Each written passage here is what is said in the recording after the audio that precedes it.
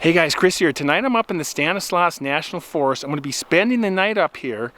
I'm going to be heading down the other side of Ebbets Pass here, boondocking it for the night. And we have a story about two hunters that go up to Idaho and they have an extremely terrifying encounter up there while they are camping in a very remote area. That's next. And we're going to set up camp tonight here.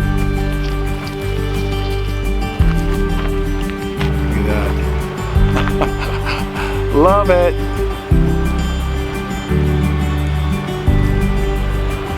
Isn't that awesome?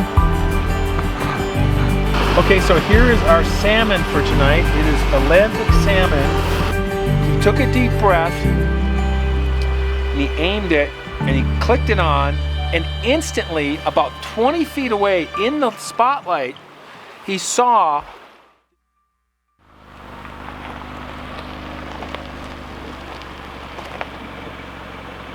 Okay, so I found a nice little campground and we're gonna set up camp tonight here. It's called Bloomfield Campground. It's a pretty nice spot I got here. Here, check this out. Here is the creek is like right next to the site here. Look at that. Love it. And there's a canyon down this way. I think we're gonna hike down there for our story later on. Just head that way. And tomorrow morning I'm going to get up pretty early. I think we're going to head up to the Highland Lakes and go check that out. And I might even do a peak up there. It's called Folger's Peak. Perfect place to have a cup of coffee, right? So let's get camp set up.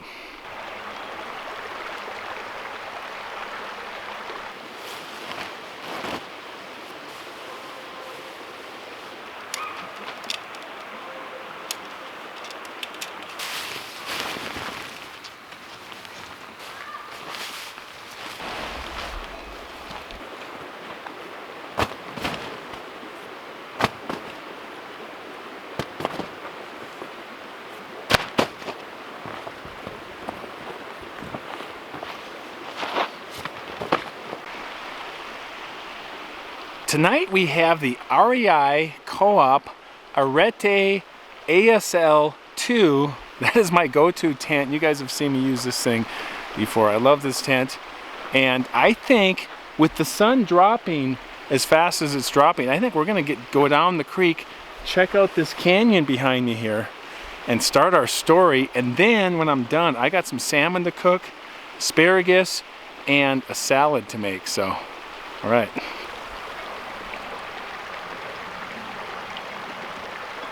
So we have cows in the National Forest here, and these particular cows have bells on their necks. Makes it easier to find them. There he is.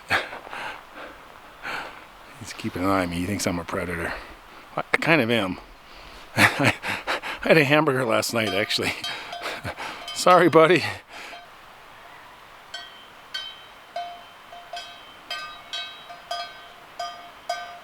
All right, check this out.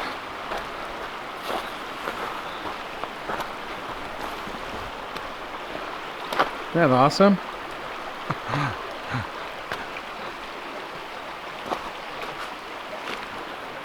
Look at that. Sweet little gorge. It's more of a gorge. And my tent is just upstream from here.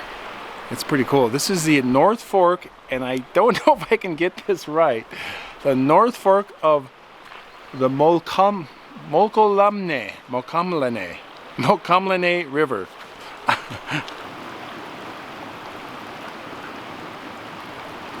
Also for tonight's beer from Lead Dog Brewery. Also for tonight's beer from Lead Dog Brewery. I cannot say that. Lead Dog Brewery. We have a peanut butter stout, okay? There. Feel like I'm working for peanuts here. Peanut beer. That's how they're paying me. Peanut beer. My gosh.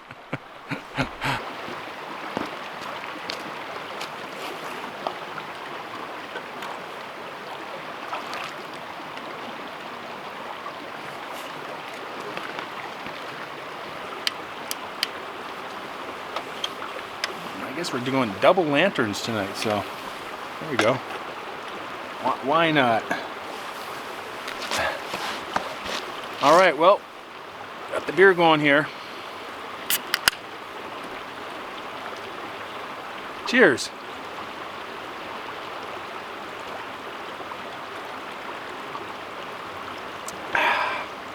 That is really tasty beer. Peanut butter stout. It's a little rich and it's a little thick, but it's kind of fun to try something different like that. I just moved my lantern down below. It's kind of got a cool effect. So this took place in August of 1973, and that is the era and the decade that I grew up camping. And I just wanted to side note that. And in fact, we grew up, our first big tent that we had was a Sears, it was called the Sears Ted Williams 16 by 10. This thing was gigantic, and it was called Ted Williams, the Hall of Fame Boston Red Sox baseball player, because he was famous for baseball, but he was also known to be an outdoorsman. He loved fishing and hunting, apparently, and so they thought, hey, what a great combo. This guy is famous, and we'll put his name on the tent. And so we had the Ted Williams Sears tent. This tent was so big, we used to call it, as kids, a circus tent, because it was a big, giant canvas tent, but it also had this awning that came off the front, huge awning. You could put a picnic table under this awning. And then it had these, on the side of it, these like, this cutout pattern. It reminded us of a circus tent.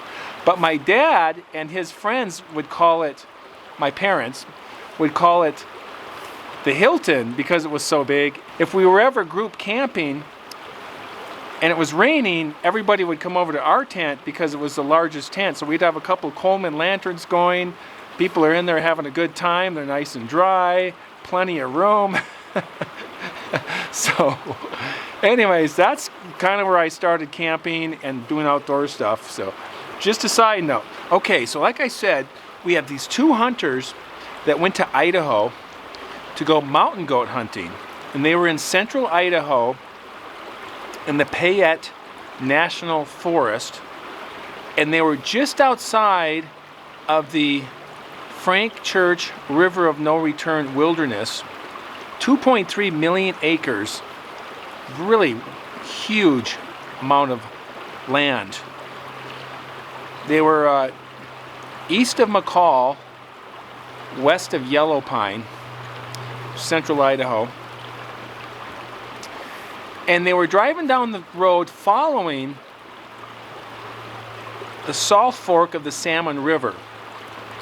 Really a wild river in central Idaho there. Really wild country. And the road was paralleling it, and they're heading back to a spot to camp for the night and then prepare to go on this mountain goat hunt. And so they followed the road for quite a ways, and it was evening, and they find a spot. It's kind of level grass. It's in the timber, and then there's a kind of brush in the back. Other side of the brush, there's a small clearing, a small meadow actually, with a creek running through it, and then around that was a dark timbered basin with three-sided cliffs, went way up, and they were kind of in the middle of this thing. And then out in the front, it went out on the other side of the road, and it dropped off into the Salmon River, South Fork of the Salmon River. They backed up the truck and set up the camp just off the back of the truck, put the table under this big pine tree, got the Coleman stove out, and that's what I also grew up on. My dad and my mom would cook on the Coleman stove. They had the Coleman stove on this table that they put under the tree, and then they hung this lantern, a Coleman lantern, which I also grew up with, in the tree, and they were cooking their steaks. They had a steak dinner, baked potato, a couple of beers. I can relate to that.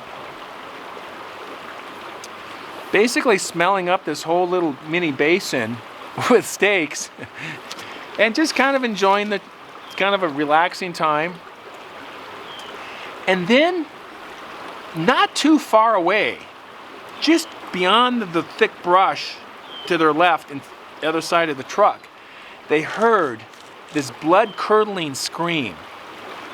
And this is an encounter that I read. They heard this blood-curdling scream, followed by a whistle. And I've heard these whistles before with Sasquatch, at least on the internet, kind of a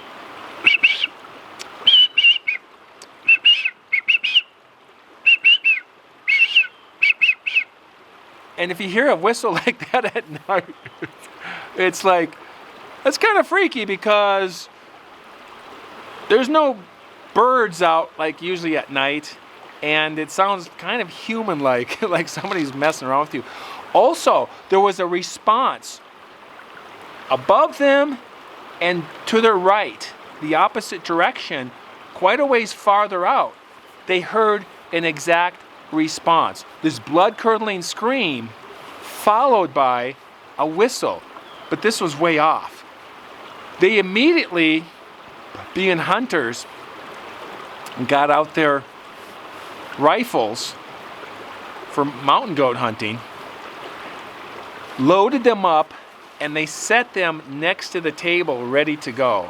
And they were pretty instantly spooked by this whole thing, because hunters, they're like the people that really know animal sounds, right? They know what a moose sounds like, they know what an elk sounds like, a bear, they know what a bobcat or a mountain lion sounds like, and they usually have first-hand experience with what animals sound like. This was like nothing they've ever heard before, so they were, wow, this is really different. This is really kind of spooky, freaky. But they're like, all right, we got everything set up. We're going to keep going.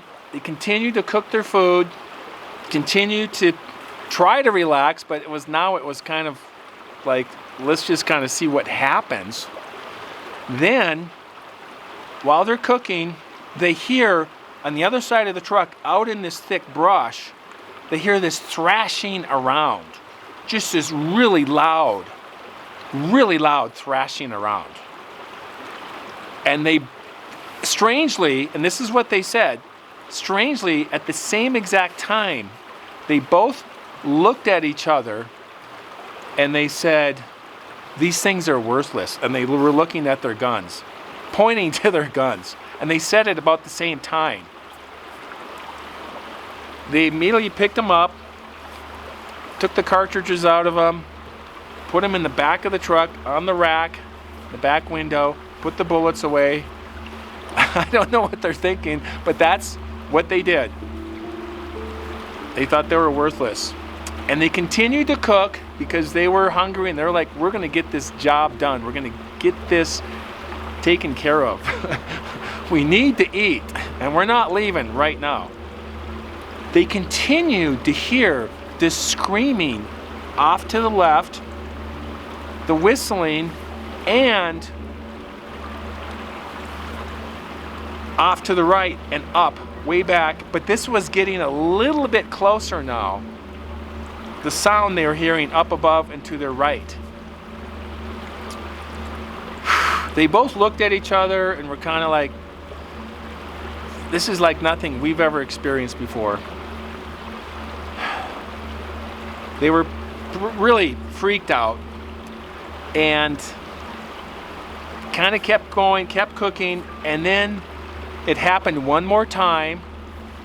It kind of moved around behind them, and this one got a little bit closer, and they said, all right, let's move the table to the back of the truck and the lantern, get it off the tree, put it on the tailgate of the truck, so at least we got the truck between us and this thing that seems to be getting closer to us.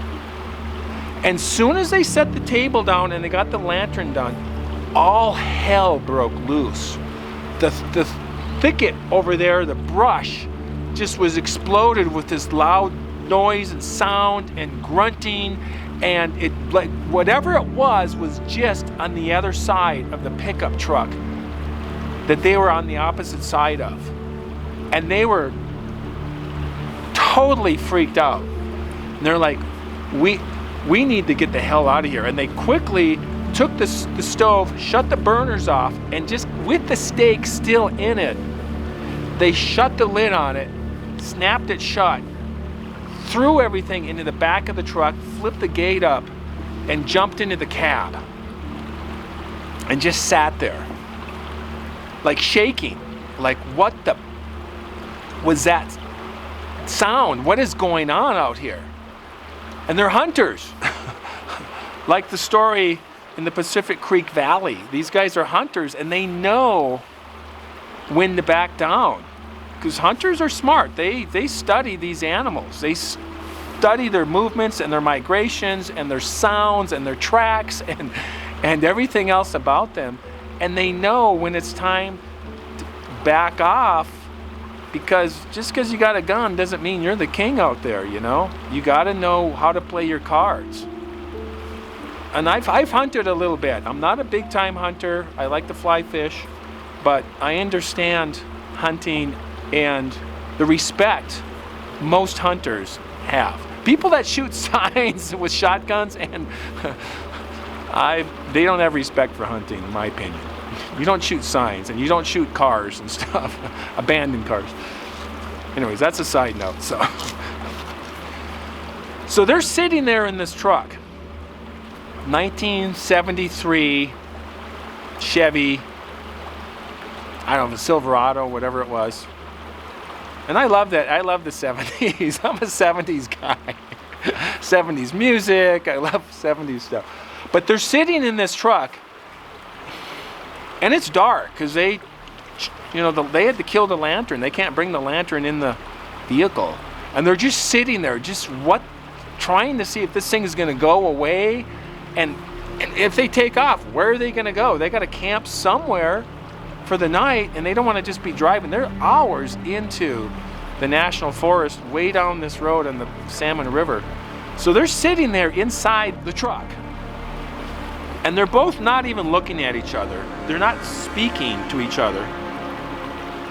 And then they hear it again, and it's just right out there in the brush. It's just making a ruckus out there.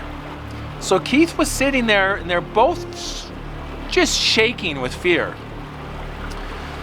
Keith looks over at Dave, and then he looks back down under the seat, and he reaches under the seat and he pulls out this handheld floodlight, kind of like the one I have. Obviously it's an older one from 1973. And he's holding it, and he looks over at Dave and he said, "Should I?" And Dave kind of shook his head and he said, "Whatever." And he looked straight down. He just didn't want to deal with it and didn't want to argue about it. And so Keith took it and he aimed it in the last spot they had heard, the direction where they heard this creature or whatever this thing was.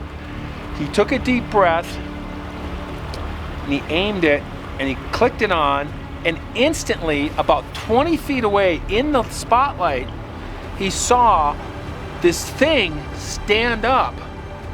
It was on 2 feet, and it turned towards him for like just a half of a second, looked right at him. You could see the red eyes because of the reflection. And then it twirled and jumped off the boulder that it was standing on, and it rock hopped from boulder to boulder up this rock slide at an incredible rate of speed, straight up this slope back into this dark timbered basin. Woo! And he said the speed was just incredible, how fast it was. He said it was upright on 2 feet, and it wasn't like a bear waddling on 2 feet. It was very coordinated, very athletic, and very large, 8 to 9 feet tall. Broad shoulders, hair, and he just watched it just hit up, and it just took 3-4 seconds to go up this rock slide in this basin. And they were just, wow, taken back, totally freaked out by what they had seen. A sense of relief kind of came back in because it took off, as opposed to charging them. They both knew that they had seen something incredible. They had never seen anything like that, being hunters for years. And even years later, Keith, he recounted it, and he said, I'd really like to know more about these things. I really knew I saw something unique, and I'd like to know more about it. And he kind of came to terms with it, and he even went back out there to the exact spot and checked it out, looked around, and just kind of, because he had this experience there. Whereas Dave, on the other hand, would never want to talk about it at all. He'd never even bring it up. He would not, I don't even want to talk about it. Just not something he would even mention. And they had hunted for years after that, but they never went back there to hunt. It was just too much of a place that was very fearful, a very strange, very bewildering encounter. And I think that's a word that a lot of people have that's just out of their realm of reality. They have something like that happen to them, and being an experienced outdoors person. So whew. And here I sit in the middle of the forest drinking beer, and who knows what's going on. But it's really a beautiful night here. You can hear the creek, the river behind me. It's a very small river at this point. And I'm going to be heading back, and we're going to be cooking some salmon now. So we ain't done yet like I normally am. So we will see you back at camp.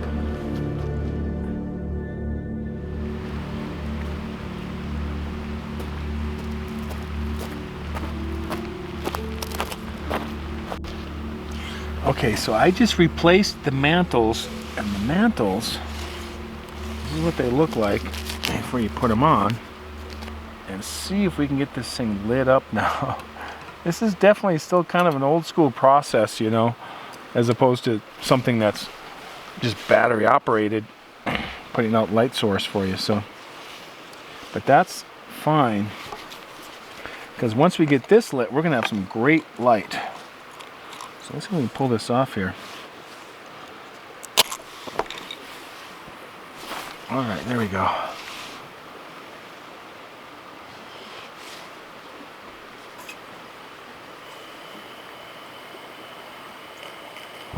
There we go, something's going on. There we go.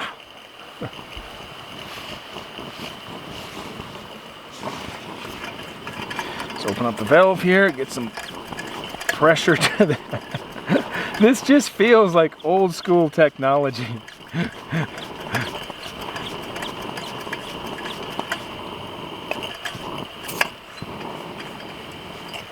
we go. Come on. Yay! Hang in there. All right. It's actually working.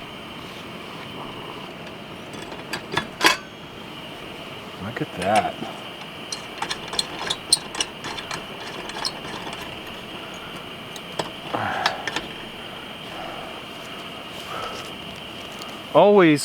Always carry spare Coleman mantles with you when you go camping. You may need them. All right, asparagus, salmon, and cook setup right there.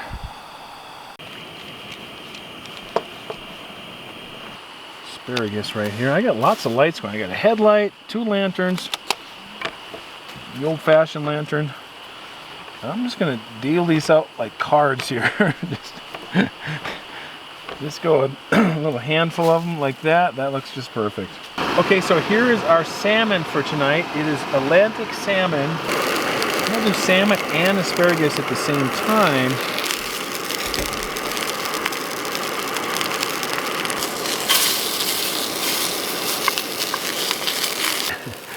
All right, time to eat.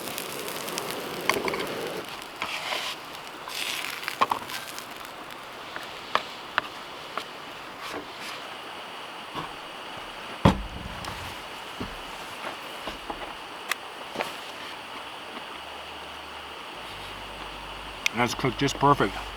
All right, we're gonna see you guys in the morning. We're gonna get up bright and early. I think we're gonna head out to the Highland Lakes. Also, I got a big breakfast planned, so we'll see you in the morning.